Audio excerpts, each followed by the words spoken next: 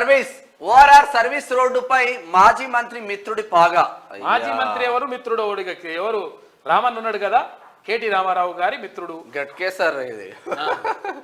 రోడ్డుకు సేకరించిన భూమి అన్యాక్రాంతం. 150 కోట్ల విలువ చేసే అంగుటి. మాజీ మంత్రి గారు. బీఆర్ఎస్ మాజీ మంత్రి అండతో అక్రమాలు. 2018 నుంచి యథేచ్ఛగా క్రయ విక్రయాలు. సర్వీస్ రోడ్డు లేక ప్రజలకు తీవ్ర ఇక్కట్లు.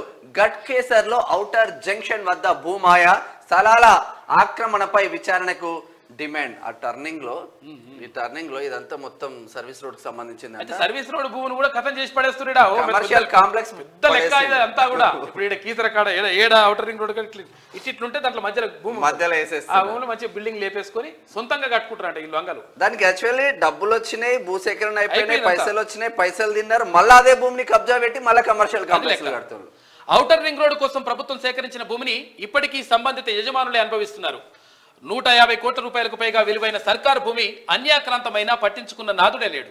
ఎందుకంటే భూ యజమాని గత ప్రభుత్వంలోని కీలక మంత్రికి స్నేహితుడు. మిత్రుడి మేలు కోసం ఆ మంత్రి కూడా తన శక్తి మేరకు సహకరించాలన్న ఆరోపణలున్నాయి. అయితే సాక్షాత్తు మంత్రి గారే అండ నిలవడంతో ఆ వ్యక్తి, అతని కనసన్నలో నడిచే మిగిలిన వారు చట్టాలను తమకు అనుకూలంగా మార్చుకున్నారు. అయితే హెచ్ఎండిఏ మాస్టర్ ప్లాన్కే తూట్లు పొడిచారు. సర్వీస్ రోడ్డు నిర్మించాల్సిన 14,036 చదరపు గజాల భూమిలో షాపింగ్ కాంప్లెక్స్లు, పరిశ్రమలు వెలిశాయి. ఈ భూమిని ప్రైవేట్ వ్యక్తులు దర్జాగా అనుభవిస్తుండగా రోడ్డు లేక ప్రజలు ఇబ్బందులు పడుతున్నారు. ఈ భూభాగోతం మేడ్చల్ జిల్లా గట్కేసర్లో ఆలస్యంగా వెలుగు చూసింది.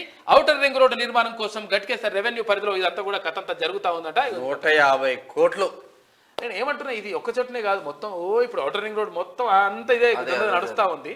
వెలుగులోకి వచ్చిన ఇవి చాలా రావాల్సి ఉంది. విషయం ఏంటంటే ఇట్లా లంగకట్టాలని పడతా ఉన్నారు. అమ్మేసిండ్రు, భూమి అమ్మేసిండ్రు, పైసలు తీసుకుని అన్నీ అయిపోయింది, మళ్ళీ వాళ్ళే బిల్డింగ్లు కట్టుకుంటారంట. కట్టుకోవడానికి మంత్రి అట్లా. వడ్డీ తక్కువ, షరతులు ఎక్కువ. తక్కువ వడ్డీకి అప్పులు తీసుకోవాలన్న సీఎం. కానీ జైకా, ఏడీబీ రుణాలు అంత సులభం కాదు. వాటి షరతులను తట్టుకోలేమంటున్న అధికారులు. బడ్జెట్ అప్పుల్లో లెక్కిస్తే ఇబ్బందికరమే. కేంద్ర ప్రభుత్వం మధ్యవర్తిత్వం నెరపాల్సిందే. తెచ్చిన అప్పులను మౌలిక సదుపాయాలకే వాడాలి. పథకాలకు మళ్లిస్తే తదుపరి అప్పుల నిలిపివేత. అప్పులు తీసుకోవాలి, కానీ చాలా తక్కువ వడ్డీకి ఇచ్చే సంస్థల వద్ద తీసుకోవాలి. ఇది ప్రస్తుతం రాష్ట్ర ప్రభుత్వ యోచన. ఇదే విషయాన్ని సీఎం రేవంత్ రెడ్డి ఇప్పటికే అధికారులకు స్పష్టం చేశారు. జాతీయ ఆర్థిక సంస్థలు, బ్యాంకుల నుంచి కాకుండా అంతర్జాతీయ సంస్థల నుంచి రుణాలు ఇప్పించాలని ముఖ్యమంత్రి కేంద్ర ప్రభుత్వాన్ని కోరారు. అంతర్జాతీయ ఆర్థిక సంస్థలైతే తక్కువ వార్షిక వడ్డీలతో రుణాలు ఇస్తాయని ప్రస్తావిస్తున్నారు. ఈ ఆలోచన మంచిదేనని ఆర్థిక నిపుణులు కూడా అభిప్రాయపడుతున్నారు. కానీ అంతర్జాతీయ సంస్థల నుంచి రుణాలు తీసుకోవడం అంతా సులభం కాదని చెప్తున్నారు. ఆ సంస్థల షరతులు, నిబంధనలు, కొర్రీలను సర్కార్ తట్టుకుంటుందా?